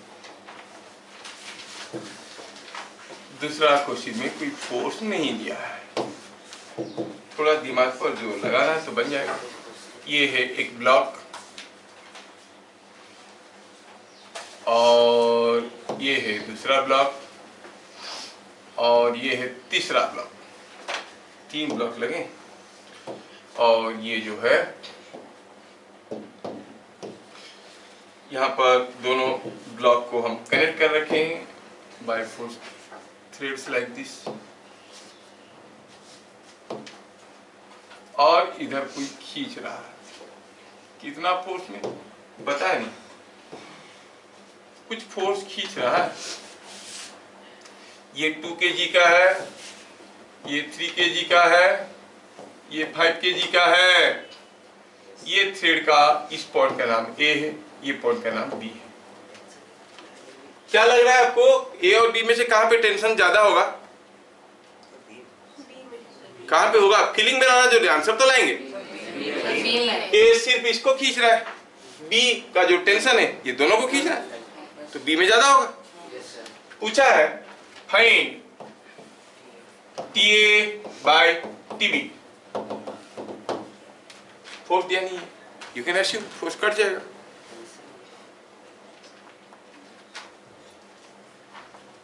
हो गया क्वेश्चन। क्या आप लोग इस क्वेश्चन को ट्राई कर पाओगे? पक्का? कितना आंसर हुआ? जोर से बोलो। इतनी जोर से बोलते हो क्या? 2/5। पहला आंसर आया 2/5 जो कि सही है। ये बात, लेकिन करके निकालो। वो तो फीलिंग में, हाँ करो, उसको लिखो जो भी लिखना होगा नेसेसरी चीजें। हाँ एमए करो तो अभी तो आप 8 पास करो, 9 10 पास करोगे, पीजी करोगे तब एमए करोगे। अभी ये करो। एक्सेलरेशन सेम है और मास। अरे लिखो उसी चीज को। गधे, अपने दिमाग पे इतना भरोसा क्यों करते हो? बाद में तुम भूल जाते हो। तुम लोगों को ये मालूम होना चाहिए कि तुम लोग इंटेलिजेंट होने के साथ साथ भुलक्कड़ भी हो। क्या बता सकते हो लास्ट संडे को लंच में कौन सा सब्जी खाए थे? भूल गए ना? खाए सब्जी खाए चावल खाए। तो नोट्स बनाना जरूरी है, नोट्स बनाना जरूरी है। क्या हिंदी प्रूफ तो नहीं कर सकते, प्रूफ करने का कोई तरीका नहीं। तो खाने के बावजूद भूल जाते हैं, पढ़ने के बावजूद क्यों नहीं भूलेंगे? लिखो लिखो लिखो, ढंग से लिखो, नहीं तो मैं लिखता हूं। Suppose the acceleration is a, कुछ तो होगा। Suppose the acceleration is a, let acceleration is a, three body diagram of 2 kg। रुको रुको, एक 2 kg का ब्लॉक है और इसको कोई फोर्स खींच रहा है जिसको हम टेंशन एट ए कहेंगे। इसका अपना वेट है, रिएक्शन फोर्स है, और ये जा रहा है एक्सीलरेशन ए में, तो शूडो फोर्स होगा 2a। तो TA कितना हो गया? 2a। क्या बात समझ में आया? TA कितना हो गया? 2a। 2a5 तो आएगा, सही तो है, लड़की सही बता चुकी है, लेकिन लिखती नहीं है, वो गड़बड़ है। वो सही बता चुकी है आंसर। अच्छा, दूसरा, अब मैं जानना चाहता हूं टेंशन ऑन एट बी। मैं 3 kg का कर सकता हूं, 5 kg का कर सकता हूं। अच्छा चलिए 3 kg का करते हैं। 3 बॉडी डायग्राम ऑफ 3 kg क्या है? कोई पैमाना जो मुझे बताएगा 3 kg के ऊपर कितने ठोक एक्सटर्नल फोर्स आ रहे हैं? How many external forces are acting on? ये खींच रहा है, ये खींच रहा है, ग्राउंड और वेट, है ना? TA will be like this, TB will be like this। नहीं, हर एक थ्रेड पुल करता है, थ्रेड कैन ओनली पुल। क्यों गौरव? समझ में आ रहा है पूरा? निकल भी गया। अच्छा, इसका वेट है, तुम लोग कितने अच्छे हो। ये R है और ये 3 kg का है तो 30 न्यूटन है, और ये भी तो इधर को जा रहा है, तो इसके ऊपर भी तो शूडो फोर्स आएगा 3a। आएगा कि नहीं आएगा? अब एट इक्विलिब्रियम क्या कहेंगे? Right word force equal left word force. TA plus 3a is equal to TB। होगा कि नहीं होगा? So at equilibrium, at dynamic equilibrium, आप कहोगे TA plus 3a is equal to TB। A तो था क्या? A तो A है, TA क्या है? 2a है। So TB is equal to 5a। अब रेशियो तो कोई भी निकाल सकता है। क्या बात समझ में आ रहा है? Yes, sir। चैप्टर झोलझाल वाला लग रहा है कि क्लैरिटी आ रहा है? आ रहा है ना? झोलझाल वाला बड़ा कंफ्यूजिंग कुछ कुछ कर देते, कैसे करके निकाल देते, ऐसे तो नहीं लग रहा ना? पूरा ढंग से तरीके से समझ में आ रहा है? चलिए ये क्वेश्चन करते हैं। यहाँ पर कोई एक आदमी है, ये आदमी क्या किया है, किसी एक वेइंग मशीन के ऊपर खड़ा है, and the entire arrangement is से इनसाइड ए लिफ्ट। ये लिफ्ट के अंदर खड़ा है वेइंग मशीन के ऊपर।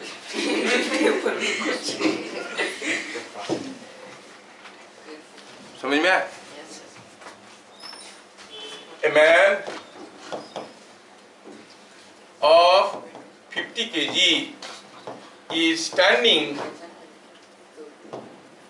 on a weighing machine.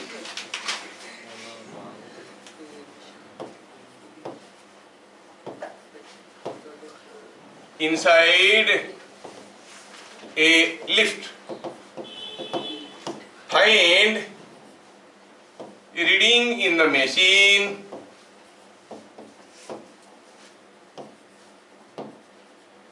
in Newton. Newton में रीडिंग बताना है, मतलब न्यूटन की नोट में बताना है। एक 50 kg का आदमी है, वेइंग मशीन पे खड़ा है। वेइंग मशीन में क्या रीडिंग दिखाएगा? न्यूटन में। इसमें क्या लिखा है? Scale is in newton.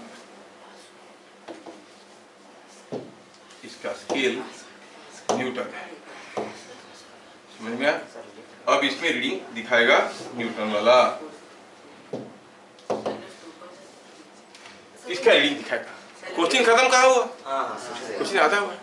अभी चुपचाप खड़ा है तो कितना दिखाएगा रीडिंग? 500 500 न्यूटन। क्या बात समझ में आ रहा है? लेकिन ये नहीं पूछा, इतना आसान थोड़ी पूछेंगे। If bit number 1 lift is going up with acceleration 2 meter per second square, lift is going down with acceleration 3 meter per second square, lift is going up with constant velocity 6 meter per second, and the last one, lift is going down with retardation 4 meter per second square।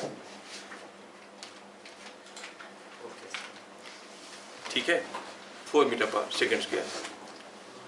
कभी lift आपके घर में होगा, कहीं apartment में होगा, तो करके यूज करके लिफ्ट करके देख सकते हो क्या हो रहा है। जब लिफ्ट गया ऊपर क्या हो रहा है, नीचे आया क्या हुआ। क्या क्वेश्चन समझ में आया? हो भी गया? इतना जल्दी तो नहीं हो सकता, लेकिन उससे पहले मैं एक बेसिक कॉन्सेप्ट देना चाहता हूँ। What do you mean by reading in the weighing machine? Sir उसका normal reaction. Yes. The reading in the weighing machine is nothing but the force with which the man is pushing the machine. है कि नहीं? अक्सर हम सोचते हैं कि reading is the weight. No, reading is not the weight. मैं अगर किसी एक weighing machine पे खड़े होके एक लाठी से छत को पुश करूंगा तो रीडिंग बढ़ेगा कि नहीं बढ़ेगा? और किसी रस्सी झूल रहा है, उस रस्सी को खींचूंगा तो रीडिंग घटेगा, है कि नहीं? मतलब वो मेरा वेट नहीं बता रहा है, वो बता रहा है मैं कितने जोर से उसको पुश कर रहा हूँ। मैं वेइंग मशीन को जितने जोर से पुश करूंगा उतने ज्यादा रीडिंग आएगा, मैं जितने जोर से पुश करूंगा उतना ही फोर्स मेरे ऊपर भी देगा। That means the reading in the weighing machine is nothing but the normal reaction on the man. ये समझ में आना बहुत जरूरी है। समझ में आया क्या? बहुत इंपॉर्टेंट है। क्या कहेंगे? Reading in the weighing machine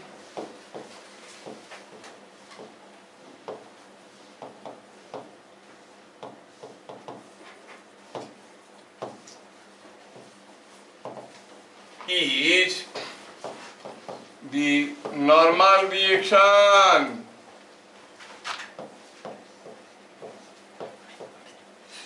on man। ये चीजें पकड़ में आना चाहिए। पहला केस में ये है, आदमी बड़ा अजीब सा है। हमें पता करना है reading in the weighing machine, मतलब हमें पता करना है इसके ऊपर नॉर्मल रिएक्शन क्या आ रहा है कि नहीं? चलिए आदमी का फ्री बॉडी डायग्राम करते हैं। इसका वेट तो यही है, 50 kg का है, 500 न्यूटन। एक रिएक्शन फोर्स है, हमें आर पता करना है, और तो चुपचाप खड़ा था। लेकिन पहला केस में क्या था? Lift was going up with an acceleration 2 meter per second square. He was going up with an acceleration 2 meter per second square. Will he not experience a pseudo force? किस डायरेक्शन में? Downward. pseudo force किधर को होगा? कुछ लोग सुनते नहीं हो, लिखने में बसते। डाउनवर्ड। तो जो pseudo force है उसको मैं दिखाता हूँ। It is downward. कितना है वो? आपको हो गए MA 50 into A। अब at dynamic equilibrium upward force must be equal to downward force, क्योंकि नेट फोर्स 0 है। क्यों नेट फोर्स 0 है जब ये एक्सीलरेट कर रहा है? क्योंकि हम फ्री बॉडी डायग्राम में स्यूडो फोर्स को भी दिखा चुके हैं। Once you take pseudo force into account in the free body diagram, you can apply all conditions of equilibrium, क्योंकि नेट फोर्स 0 हो जाता है। तो अपवर्ड फोर्स हो गया क्या भैया? R, डाउनवर्ड 500 और 50 कितना हो गया? ये 500 हो गया, 500 और 600 हो गया, 50 into 2, it is 600 Newton. This is the reading in the machine. बाकी 3 बीट बना सकते हो। Yes sir. सर हम तो और एक भी काम कर सकते हैं। और क्या कर सकते हैं? सर वो है कि एक्सेलरेशन 2 मीटर पर सेकंड स्क्वायर दिया गया है और हमें पता है कि ग्रेविटेशनल एक्सेलरेशन 10 मीटर पर सेकंड स्क्वायर है, तो उसे हम अगर ऐड कर दें 12 मीटर पर सेकंड स्क्वायर और ऐड क्यों मल्टीप्लाई करेंगे? से क्यों ऐड करेंगे? लॉजिक है, सही बोल रहे हो, लॉजिक है। 2 मीटर पर सेकंड स्क्वायर। अगर वो नीचे की तरफ होता 2, हाँ सर, फिर सब्ट्रैक्ट कर दें। क्यों? कुछ समझाने का भी कुछ लॉजिक होना चाहिए ना। जहाँ पर 2 इंटू 2 से चीजें बनता है वहां पर 2 प्लस 2 से भी चीजें बन जाता है, लेकिन हर जगह थोड़ी बनता है। जहाँ पर 3 इंटू 3 होगा वहां पर 3 प्लस 3 करने से फंस जाओ। तुम कुछ चीजें फील कर पा रहे हो वो सही है, लेकिन एक्सप्रेस नहीं कर पा रहे हो। हाँ, तो इसलिए रोको, सोचो इसे, ठीक है। फील करना और एक्सप्रेस करना अलग चीज है ना। सर या फिर हम ऐसे भी तो सोच सकते हैं कि उसका नेट फोर्स जो है, वो तो पहला तरीका था हमारा, पहला तरीका था net force by mass is acceleration. इसके ऊपर नेट फोर्स क्या है? ये नीचे की तरफ है 500, ऊपर की तरफ है r, बड़ा कौन है? r minus 500 into is equal to mass into acceleration. वही तो है हम लोग किए, लेकिन इसको सिस्टमैटिक करने के लिए ज्यादा दिमाग नहीं लगाने के लिए मेथड निकाला गया है ना। ऐसे करो, कोई दिमाग लगा, ऐसे ऐसे ऐसे कर दो, आंसर निकल गया, है कि नहीं? जो दिमाग लगा चाहेंगे करेंगे तो वो भी कर सकते हैं। क्या आप बाकी के बीट्स भी बना सकते हो? दूसरा बीट में दिया lift is coming down with 3 metre पर सेकंड स्क्वायर। 350 दूसरा बीट में 350। देखा, अब दिमाग काम नहीं किया। वही तो, अब ये है आदमी, वेट है, आर है, अब ये नीचे जा रहा है, सीडो फोर्स तो ऊपर की तरफ आएगा, बस खत्म। Upward force is equal to downward force.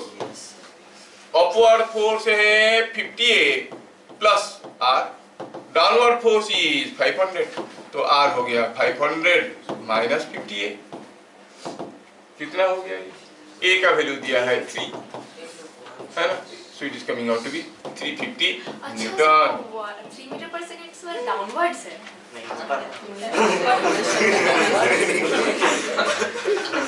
समझ में आया? और वो क्या सोचता था, एक 2 मीटर पर सेकंड स्क्वायर अपवर्ड, एक 3 मीटर पर सेकंड स्क्वायर अपवर्ड, एक 4 मीटर पर सेकंड स्क्वायर अपवर्ड, प्रैक्टिस करके लाओ, ऐसे देंगे क्या? क्या बात समझ में आया? Is it understood? अगला क्वेश्चन है,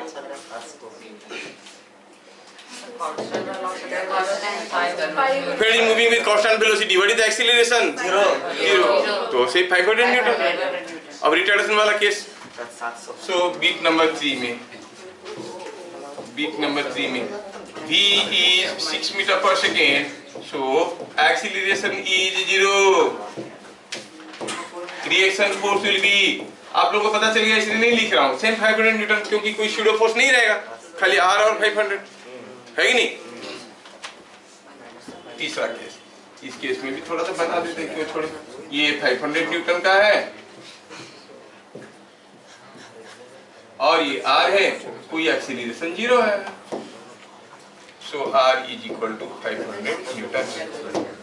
लास्ट बीट में कुछ पूछा था, now this man, the lift is going up or down? Acceleration or retardation? Yes. Downward retardation means upward acceleration. बस यही समझना है। हाँ, downward acceleration means upward, downward retardation, retardation दिया है डाउनवर्ड, और आप चाहो तो ऐसे भी कर सकते हो, जैसे आप समझते हो कि आपको गया नीचे की तरफ रिटार्डेशन हो रहा है, कितना रिटार्डेशन है? 4 मीटर पर सेकंड स्क्वायर, तो हम तो एक्सीलरेशन लिखते हैं, क्या लिखेंगे? मीटर पर सेकंड स्क्वायर, और अपवर्ड कर देंगे। अब इसका वेट है 500, इसका रिएक्शन फोर्स है r, और इसके ऊपर गलती सीडो फोर्स किधर को होगा? हुआ कितना होगा? ये हो गया 52। सर टोटल एक्सेलरेशन निकालने के लिए दोनों को ऐड ही करना पड़ेगा। टोटल एक्सेलरेशन निकालने के लिए दोनों को ऐड करना पड़ेगा पक्का, लेकिन वेक्टर फॉर्म में। ये भी वेक्टर है, वो भी वेक्टर है, दोनों वेक्टर को ऐड कर डायरेक्शन में है इसलिए तो ऐड हो जाएगा। हाँ, अपोजिट डायरेक्शन होने से ऐड हो जाएगा, दूसरे डायरेक्शन में होगा तो सब माइनस हो जाएगा। दोनों ही केस में वेक्टर एडिशन है, लेकिन एक केस में मैग्नीट्यूड जुड़ जाएंगे, दूसरे केस में मैग्नीट्यूड सब्ट्रैक्ट हो जाएगा। हाँ, तो अपवर्ड फोर्स क्या हुआ मेरे भाई R, डाउनवर्ड फोर्स क्या हो गया 500 plus 500 into 4 is coming out to be sir 50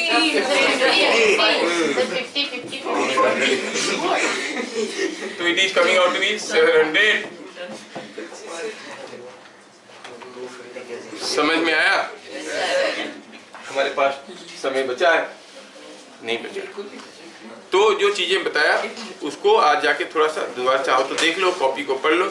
कल आएगा ढेर सारे वेराइटी के क्वेश्चंस मैं पहले से रखूंगा बना के, बहुत मजा आएगा करने में। ठीक है, फिर मिलेंगे अगले क्लास, तब तक के लिए जय हिंद। लास्ट वाला अपवर्ड था या डाउनवर्ड था?